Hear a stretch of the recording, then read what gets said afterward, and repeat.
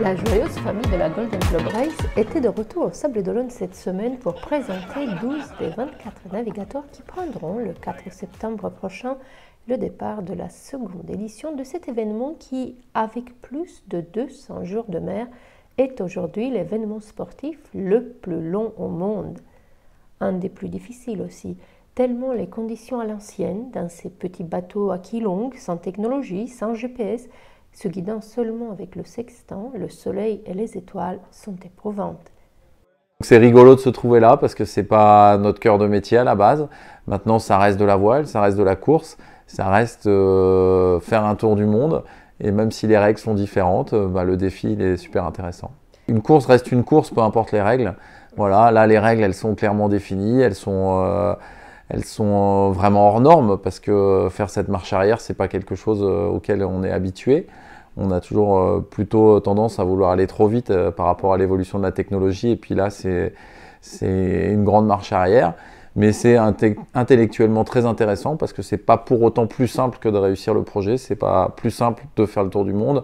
Et c'est pas plus simple d'arriver ni de gagner. Donc voilà, cette réflexion, moi je l'ai attaquée personnellement il y a 1 an et demi. Et je m'éclate tous les jours avec Damien, avec tous les gens qui travaillent autour du projet, à essayer de se poser les bonnes questions pour que ce bateau déjà réussisse à faire le tour du monde et de préférence qu'il arrive dans les premiers au Sables d'Olonne.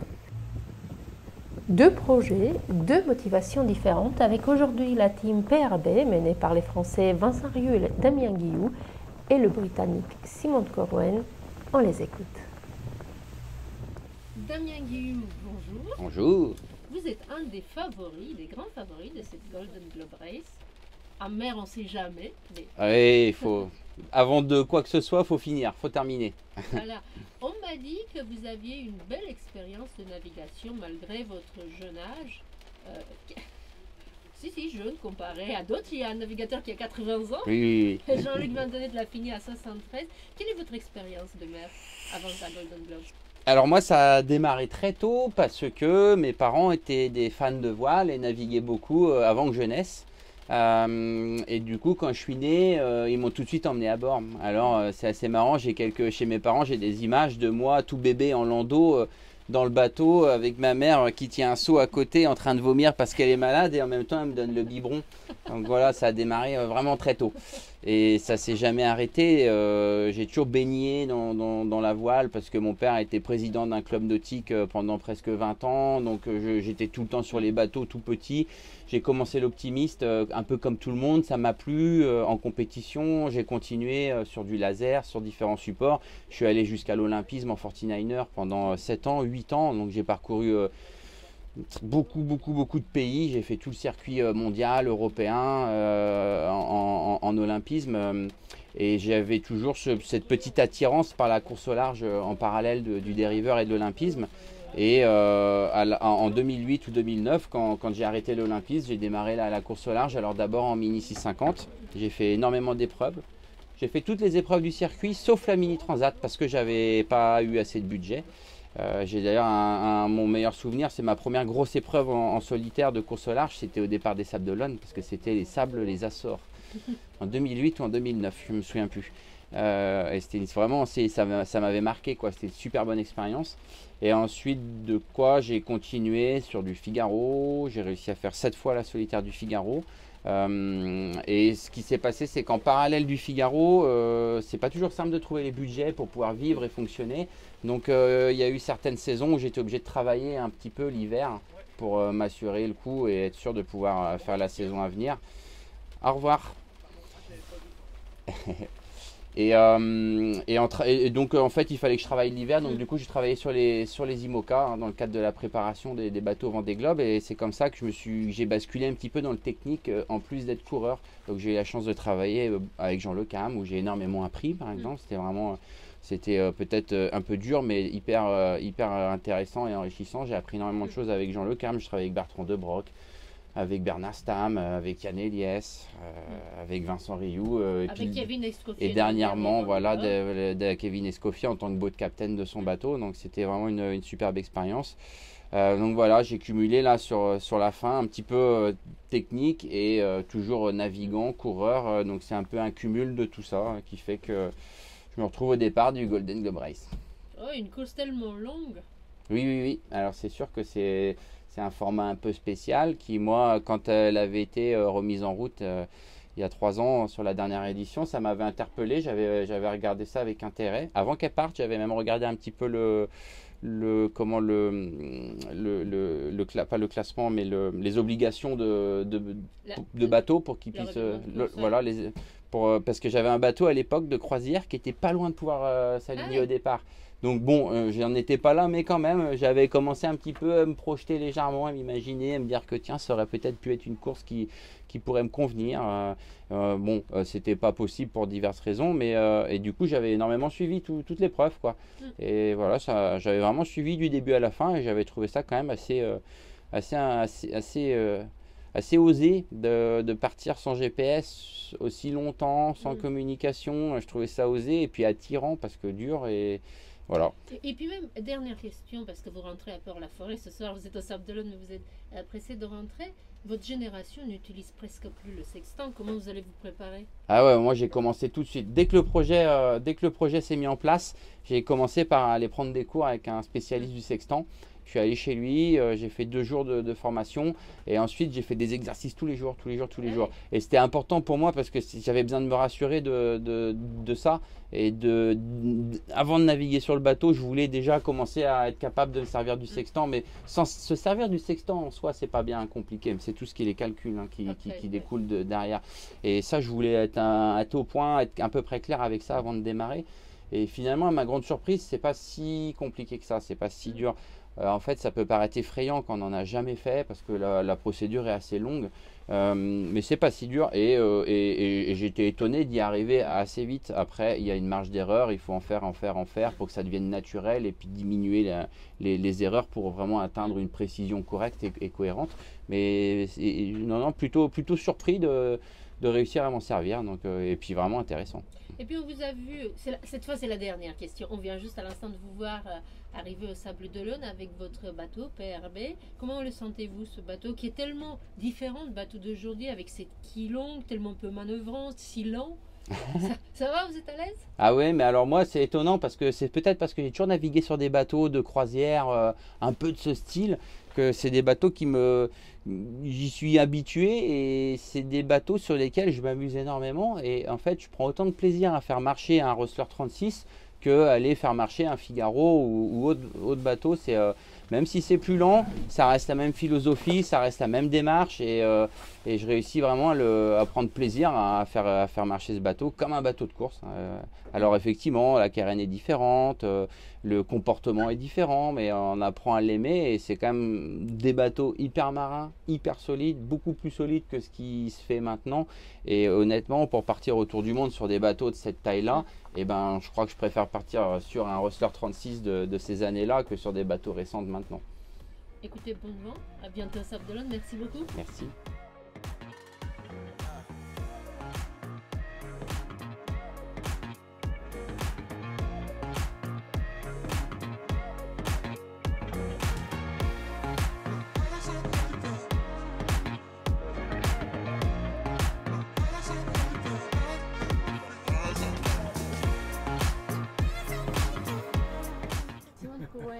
Bonjour. Bonjour Aïda. Vous êtes anglais, mais vous parlez français. Oui, un peu. Oui, je suis bien anglais. Nous allons profiter de l'occasion. Nous sommes ici dans le bateau de Hertan Bescardès, que nous connaissons bien de la première GGR. Mais je vais vous poser les questions à vous, puisque vous parlez français. Et la première question qu'on se pose, c'est pourquoi, on va peut-être poser la question à Hertan aussi tout à l'heure, mais à vous d'abord. Vous êtes un navigateur qui a fait beaucoup de courses, nous l'avons beaucoup dit, vous avez déjà commencé par être seconde de la Mini Transat, juste derrière un certain Yannick Bestaven que les Sablés connaissent bien, et avant Arnaud Boissière que les Sablés connaissent bien aussi. Encore bien. Encore mieux. Vous auriez pu avoir un parcours de skipper professionnel, et vous n'avez pas fait ce choix-là. Vous êtes anglais et vous naviguez pour le plaisir, mais vous faites la Golden Globe Race. D'abord, pourquoi n'avez-vous pas n'avez pas été tenté par le parcours de skipper professionnel? Pourquoi vous n'avez pas voulu faire le Vendée Globe, par exemple, comme Yannick Bestaven et Arnaud Boissière, qui étaient avec vous sur cette mini transat? Bon, en fait, je crois que vous avez déjà effectivement répondu sur les questions. Moi, je suis britannique et eux, ils sont français. Ça, c'est déjà une chose. C'est beaucoup plus facile à suivre un parcours d'être navigateur professionnel en étant en France ou en étant français.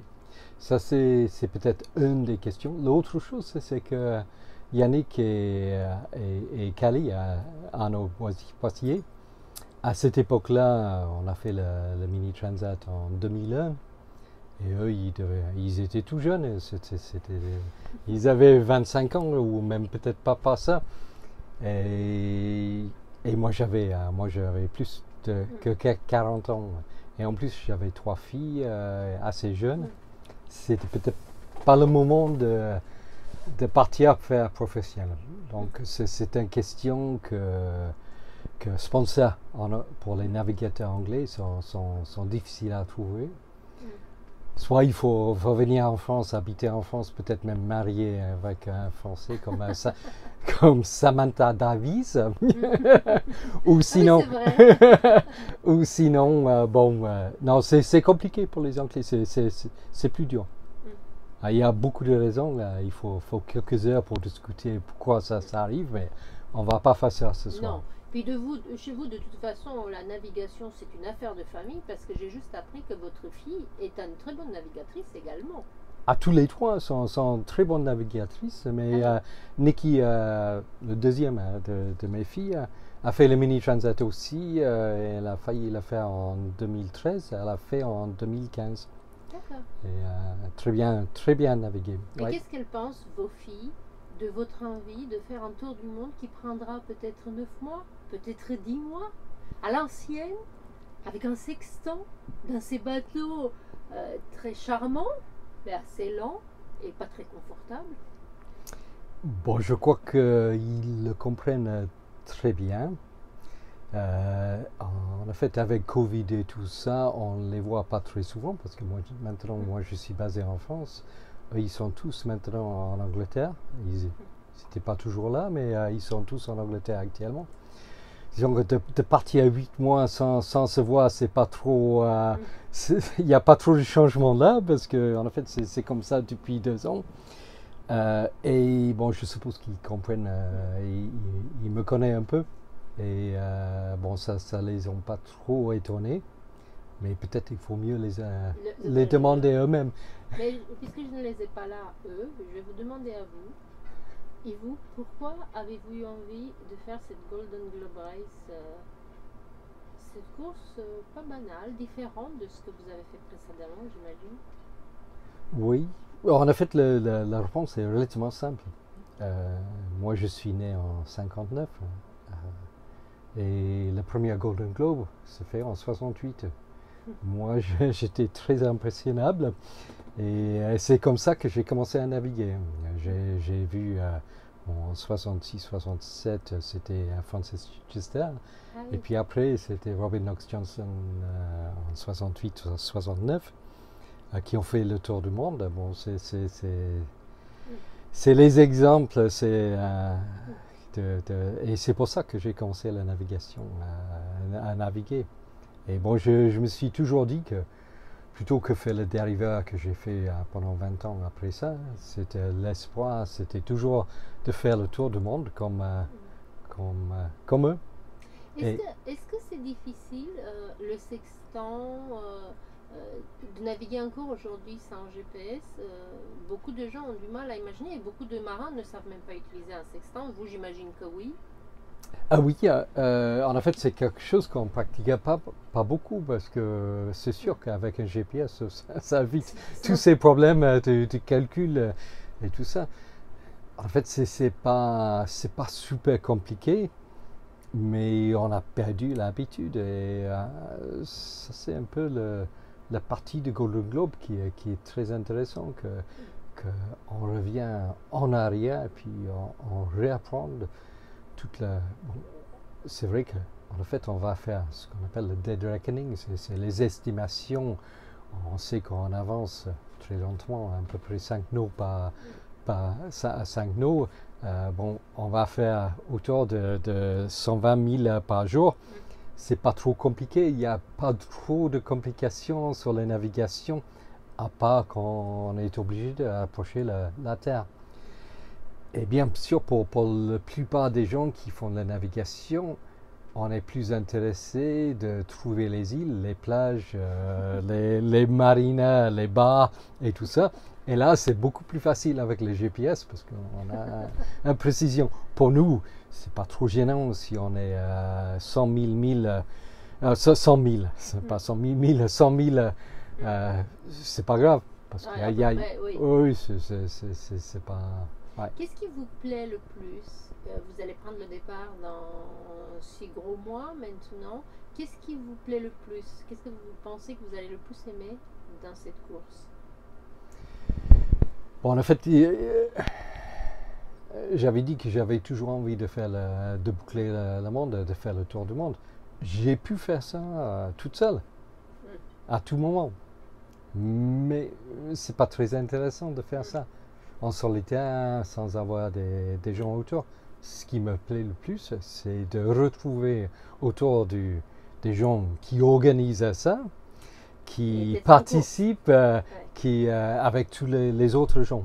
Et c'était pareil avec la Mini Transat. Il y avait une ambiance tout à fait sympa et on est amis avec tous les gens qui ont fait ça pour toujours parce que on a tous participé, on a aidé les autres.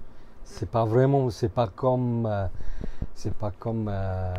les courses plus compétitives, je dirais peut-être le Figaro ou les IMOCA et tout ça, parce que là c'est trop professionnel pour moi et on partage pas les idées, c'est un peu plus secret. Ce que j'ai apprécié le plus, c'est le fait qu'on est une famille, on est une famille de Golden Globe. Exactement, c'est ce que même nous qui ne sommes pas navigateurs ressentons, et encore ce soir, c'est figues, c'est cacahuètes, c'est ambiance parce que les concurrents de la Golden Globe Race très souvent habitent dans leur bateau et c'est cette notion de famille, vous voyez les uns les autres, etc. Alors la dernière question, c'est, je comprends ce que vous aimez, mais est-ce qu'il y a quelque chose qui vous inquiète dans la course? Quelle est la chose qui vous inquiète le plus dans ce tour du monde? Bon, je suppose qu'il y a deux choses qui m'inquiètent un peu. La première chose, c'est qu'on va partir, c'est pas pour partir pour un mois comme j'ai déjà fait, c'est pas pour partir pour 2 mois et demi comme le Vendée Globe, ils font un peu plus vite que nous. On va partir pour 7, 8, même 9 mois. Et j'ai pas fait ça. J'aime bien être toute seule sur un bateau, ça me fait plaisir. Et, il faut dire que j'ai jamais fait ça pour 7-8 mois.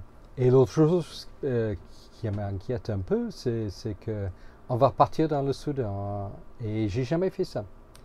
Et on va partir dans les bateaux quand on ne connaît pas la performance des bateaux dans les océans du sud. Et même si on part comme en venant ici et puis repartir demain matin très tôt, on part dans un météo un peu dur. C'est dans le Biscay, on a des conditions qui sont sauvages, qui sont difficiles, mais c'est pas pareil quand on a des vagues de 10 mètres, de 12 mètres. Et personnellement, j'ai pas fait ça jusqu'à maintenant. Et j'ai pas fait ça dans mon bateau. Et la première fois que je ferai ça, c'est quand j'arrive là-bas. Écoutez, bon vent, on vous suivra pour voir comment cela se passe. Je vais poser la même question à Ayrton, même s'il ne parle pas français. Pardon, Ayrton, may I ask you a question? Of course. You can ask me anything you like. Only one question, because my English is not very good. I just asked Simon why he is doing the GGR, and it's a little bit the same for you. What is the thing you think you like in the GGR, in the race? It's an adventure with lots of unknowns. That's what's so exciting. And the length of it. It's a long, very long adventure. Well, my pleasure.